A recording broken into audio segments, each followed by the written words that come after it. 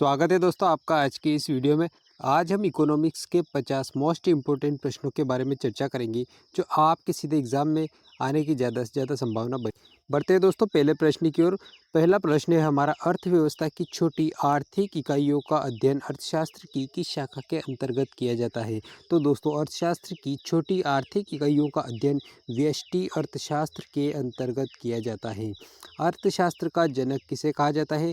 दोस्तों Adam Smith को अर्थशास्त्र का जनक कहा जाता है। तीसरा प्रश्न है हमारा, भारत में पंचवर्षीय योजना का नमूना किसके द्वारा बनाया गया था। दोस्तों ये नमूना बनाया गया था राष्ट्रीय विकास परिषद के द्वारा भारत में पंचवर्षीय योजना का नमूना तैयार किया गया था। नेक्स्ट प्रश्न, भारत में आर्थिक सर्वेक्षण सरकारी स्तर पर प्रतिवर्ष कौन प्रकाशित करता है। दोस्तों भारत में आर्थिक सर्वेक्षण सरकारी स्तर पर हर साल वित्त मंत्रालय प्रकाशित करता है।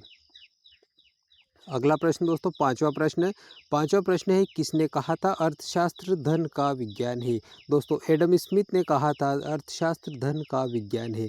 छठा प्रश्न, राष्ट्रीय कृषि ग्रामीण विकास बैंक जिसे नाबार्ड कहा जाता है, इसकी स्थापना किस पंचवर्षीय योजना में हुई थी। दोस्तों नाबार्ड की स्थापना छठी पंचवर्षीय योजना में हुई थी। कब हुई थी ये? छठी पंचवर्षीय योजना में नाबार्ड की स्थापना हुई थी। नेक्स्ट सातवां प्रश्न, भारत में राष्ट्रीय आय की गणना किसके द्वारा की जाती है। दोस्तों भारत में राष्ट्रीय आय की गणना जो है ये केंद्रीय सांख्यिकी संगठन के द्वारा की जाती है। किसके द्वारा की जाती है? केंद्रीय सांख्यिकी संगठन के द्वारा भारत में राष्ट्रीय आय की गणना की जाती है। नेक्स्ट आठवां प्रश्न, समष्टि अर्थशास्त्र को अर्थशास्त्र की एक अलग शाखा के रूप में आरंभ करने का श्रेय किसे दिया जाता है। दोस्तों जॉन मेनार्ड किन्स को समष्टि अर्थशास्त्र को अर्थशास्त्र से अलग शाखा के रूप में आरंभ करने का श्रेय दिया जाता है। नौवां प्रश्न, भारतीय अर्थव्यवस्था किस प्रकार की अर्थव्यवस्था मानी जाती है। दोस्तों भारतीय अर्थव्यवस्था जो है ये विकासशील अर्थव्यवस्था मानी जाती है। किस प्रकार की मानी जाती है? विकासशील अर्थव्यवस्था मानी जाती है। 10वां प्रश्न, भारतीय अर्थव्यवस्था की प्रमुख विशेषता क्या है। तो दोस्तों भारतीय अर्थव्यवस्था की प्रमुख विशेषता कृषि की प्रधानता, प्रति व्यक्ति न्यूनतम आय और बढ़ती बेरोजगारी भारत की अर्थव्यवस्था की मुख्य विशेषता है। बढ़ते हैं दोस्तों 11वें प्रश्न की ओर। दोस्तों वीडियो पसंद आ रहा है तो लाइक कीजिए, चैनल पर अगर आप नए तो चैनल को सब्सक्राइब कर लीजिए। बढ़ते आगे, मिश्रित अर्थव्यवस्था की संकल्पना किस अर्थशास्त्री के विचारों से प्रेरित थी। दोस्तों मिश्रित अर्थव्यवस्था की संकल्पना जॉन मेनार्ड किन्स के विचारों से प्रेरित थी। 12वां प्रश्न, बंद व्यवस्था से क्या आशय है। तो दोस्तों बंद व्यवस्था से आशय आयात निर्यात की गतिविधियां न होना, आयात निर्यात को बंद करना। 13वां प्रश्न, अर्थव्यवस्था में उच्च स्तरीय निर्णय लेने वाले संस्थानों को किस क्षेत्र के अंतर्गत शामिल किया जाता है। अर्थशास्त्र में दोस्तों अर्थव्यवस्था में उच्च स्तरीय निर्णय लेने वाले संस्थानों को पंचम क्षेत्र के अंतर्गत शामिल किया जाता है। अगला प्रश्न 14वां प्रश्न दोस्तों, अर्थशास्त्र के क्षेत्र में प्रथम नोबेल पुरस्कार किस वर्ष प्रदान किया गया। ये प्रदान किया गया था वर्ष 1969 में। सबसे पहले अर्थशास्त्र के क्षेत्र में पहला नोबेल पुरस्कार दिया गया। अर्थशास्त्र में नोबेल पुरस्कार प्राप्त करने वाले प्रथम भारतीय मूल के प्रथम व्यक्ति कौन थे। तो दोस्तों इकोनॉमिक्स में नोबेल पुरस्कार प्राप्त करने वाले प्रथम भारतीय मूल के अमर्त्य सेन जो थे, ये प्रथम नोबेल पुरस्कार प्राप्त करता है। अगला प्रश्न 16वां प्रश्न, राष्ट्रीय आय और प्रति व्यक्ति आय एक निश्चित स्तर पर से ऊपर पाई जाती है। तो दोस्तों ये विकसित अर्थव्यवस्था में एक निश्चित स्तर से ऊपर पाई जाती है। अगला प्रश्न 17वां प्रश्न दोस्तों हमारा, हस्तक्षेप के सिद्धांत का प्रतिपादन किसने किया था। एडम स्मिथ ने हस्तक्षेप के सिद्धांत का प्रतिपादन किया था। राष्ट्रीय विकास समिति का अध्यक्ष कौन होता है। तो दोस्तों राष्ट्रीय विकास समिति का अध्यक्ष प्रधानमंत्री होता है। प्रथम पंचवर्षीय योजना किस योजना पर आधारित थी। तो प्रथम पंचवर्षीय योजना हेराल्ड डोमार योजना पर आधारित थी। समाजवादी अर्थव्यवस्था का जनक किसे माना जाता है। तो दोस्तों कार्ल मार्क्स को समाजवादी अर्थव्यवस्था का जनक माना जाता है।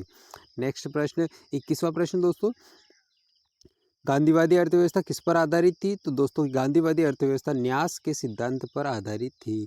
भारतीय अर्थव्यवस्था के उदारीकरण का अग्रदूत किसे कहा जाता है। दोस्तों भारतीय अर्थव्यवस्था के उदारीकरण का अग्रदूत डॉक्टर मनमोहन सिंह को कहा जाता है, जो कि पूर्व प्रधानमंत्री और वित्त मंत्री रह चुके हैं। और आरबीआई के गवर्नर भी रह चुके हैं। दोस्तों 23वां प्रश्न, किस पंचवर्षीय योजना में आर्थिक विकास दर सबसे कम रही? दोस्तों तीसरी पंचवर्षीय योजना में आर्थिक विकास दर सबसे कम रही। नेक्स्ट दोस्तों 24वां प्रश्न, विवाद से विश्वास योजना किससे संबंधित है? दोस्तों विवाद से विश्वास योजना विवादित कर राशि का भुगतान करने से संबंधित है। नेक्स्ट प्रश्न 25वां प्रश्न दोस्तों, भारतीय बजट का प्रणेता किसे माना जाता है? तो भारतीय बजट का प्रणेता दोस्तों जेम्स विल्सन को माना जाता है। किसे माना जाता है? जेम्स विल्सन को। भारत का प्रथम बजट कब प्रस्तुत किया गया था? तो भारत का पहला बजट दोस्तों 18 फरवरी 1860 को प्रस्तुत किया गया था। कब किया गया था? 18 फरवरी 1860 को प्रस्तुत किया गया था।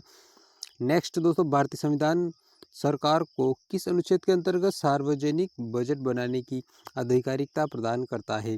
तो दोस्तों ये अनुच्छेद 112 के तहत। प्रश्न, स्वतंत्र भारत का प्रथम बजट किसके द्वारा पेश किया गया था? दोस्तों स्वतंत्र भारत का पहला बजट किसके द्वारा पेश किया गया था? आर के षणमुखम शेट्टी के द्वारा पहला बजट पेश किया गया था। भारत के बजट की स्थिति को प्रस्तुत किया जाता है। दोस्तों भारत में बजट की स्थिति को प्रस्तुत किया जाता है तो दोस्तों ये प्रतिवर्ष 1 फरवरी को भारत में बजट प्रस्तुत किया जाता है। 30वां प्रश्न, भारत की प्रथम पूर्णकालिक महिला वित्त मंत्री कौन है? दोस्तों भारत की प्रथम पूर्णकालिक महिला वित्त मंत्री निर्मला सीतारमण जी हैं। नेक्स्ट प्रश्न दोस्तों 31वां प्रश्न, प्रभावी राजस्व घाटा किसके द्वारा प्रस्तुत किया गया था? तो दोस्तों प्रभावी राजस्व घाटा लोक लेखा समिति के द्वारा प्रस्तुत किया गया था।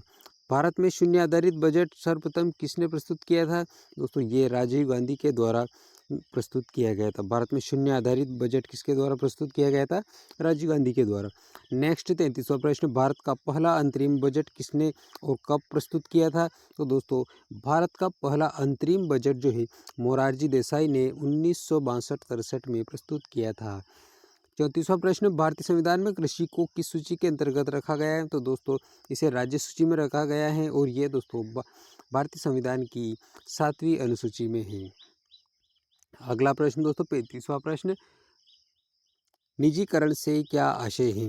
दोस्तों निजीकरण से आशय है निजी क्षेत्र को स्वामित्व और प्रबंधन का स्थानांतरण देना निजीकरण कहलाता है। ज्ञान आधारित उद्योग की संज्ञा किसे दी जाती है? तो दोस्तों ज्ञान आधारित उद्योग की संज्ञा सूचना प्रौद्योगिकी को दी जाती है। नेक्स्ट 37वां प्रश्न, औद्योगिकरण की प्रक्रिया तीव्र होने के साथ साथ अर्थव्यवस्था की किस क्षेत्र का अंश कम हो जाता है? तो दोस्तों औद्योगिकरण अगर तीव्र प्रक्रिया होगा तो इसके साथ साथ कृषि का क्षेत्र जो है इसका अंश कम हो जाएगा। किसका कम होगा? कृषि क्षेत्र का। नेक्स्ट दोस्तों वीडियो पसंद आ रहा है, अगर आपको प्रश्न अच्छे लग रहे हैं तो वीडियो को लाइक कीजिए और चैनल को सब्सक्राइब कर लीजिए। बढ़ते हैं अपन 38वें प्रश्न पर, मेक इन इंडिया का कार्यक्रम का लोगो क्या है? दोस्तों इसका मोनो जो है वो शेर है। नेक्स्ट, उद्योग में लघु क्षेत्र के लिए वस्तुओं को आरक्षित करने की अनुशंसा किस समिति ने की थी? दोस्तों आबिद हुसैन समिति ने उद्योग में लघु क्षेत्र के लिए वस्तुओं को आरक्षित करने की अनुशंसा समिति की अनुशंसा की थी। नेक्स्ट दोस्तों, भारत में मिल निर्मित कपड़े का सर्वाधिक उत्पादक राज्य कौन सा है? दोस्तों भारत मिल निर्मित कपड़े का सर्वाधिक उत्पादक राज्य गुजरात है। सरकार द्वारा महारत्न योजना शुरुआत कब की गई थी? दोस्तों सरकार के द्वारा महारत्न योजना दिसंबर 2009 में प्रारंभ की गई थी। सूचना क्रांति के जनक की संज्ञा किसे दी जाती है? तो दोस्तों आर्थर सी क्लार्क को सूचना क्रांति के जनक की संज्ञा दी जाती है। किसे दी जाती है? आर्थर सी क्लार्क को सूचना क्रांति के जनक की संज्ञा दी जाती है। मीरा सेठ समिति का संबंध किससे है? तो दोस्तों मीरा सेठ समिति का संबंध हथकरघा विकास से है। भारत में गरीबों के अनुमानों का आधार क्या है? तो दोस्तों भारत में गरीबों के अनुमानों का आधार परिवार का उपभोग और व्यय भारत में। नेक्स्ट दोस्तों, गरीबी उन्मूलन का नारा किस पंचवर्षीय योजना में दिया गया था? दोस्तों गरीबी उन्मूलन का नारा छठी पंचवर्षीय योजना के दौरान दिया गया था। किस पंचवर्षीय योजना में आर्थिक विकास दर सर्वाधिक रही? तो दोस्तों 11वीं पंचवर्षीय योजना में विकास दर सर्वाधिक रही और इसकी विकास दर 7.8% थी। 47वां प्रश्न दोस्तों, सकल घरेलू उत्पाद जिसे जीडीपी में परिवर्तित करने की दर क्या कहलाती है? ये आर्थिक विकास दर कहलाती है। नेक्स्ट प्रश्न, जीव की भौतिक गुणवत्ता सूचकांक का प्रतिपादन किसने किया था? दोस्तों जीव की भौतिक गुणवत्ता सूचकांक का प्रतिपादन मॉरिस डी मॉरिस ने वर्ष 1976 में किया था। किसने किया था? मॉरिस डी मॉरिस ने वर्ष 1976 में जीव की भौतिक गुणवत्ता सूचकांक का प्रतिपादन किया था। अगला प्रश्न दोस्तों 49वां प्रश्न, आर्थिक विकास के मापन हेतु क्रय शक्ति समता विधि जिसे ट्रिपल पी का प्रतिपादन किसने किया था? तो दोस्तों आर्थिक विकास के मापन हेतु क्रय शक्ति समता विधि का प्रतिपादन जी.आर. केसेल के द्वारा किया गया था। किसने किया था? ये जी.आर. केसेल के द्वारा। नेक्स्ट प्रश्न दोस्तों, वीडियो का लास्ट प्रश्न, मानव विकास सूचकांक के 3 मुख्य घटक कौन से हैं? तो दोस्तों मानव विकास सूचकांक के 3 मुख्य घटक जीवन प्रत्याशा, शैक्षिक स्तर और प्रति व्यक्ति सकल घरेलू उत्पाद, ये तीनों मुख्य घटक हैं। कौन कौन से? जीवन प्रत्याशा, शैक्षिक स्तर और प्रति व्यक्ति सकल घरेलू उत्पाद। दोस्तों वीडियो पसंद आया तो वीडियो को लाइक कीजिए, चैनल पर अगर आप नए तो चैनल को सब्सक्राइब कर लीजिए और अपने दोस्तों में वीडियो को ज़्यादा से ज़्यादा शेयर कीजिए। मिलेंगे दोस्तों अगले वीडियो में, तब तक के लिए आपको बहुत बहुत धन्यवाद।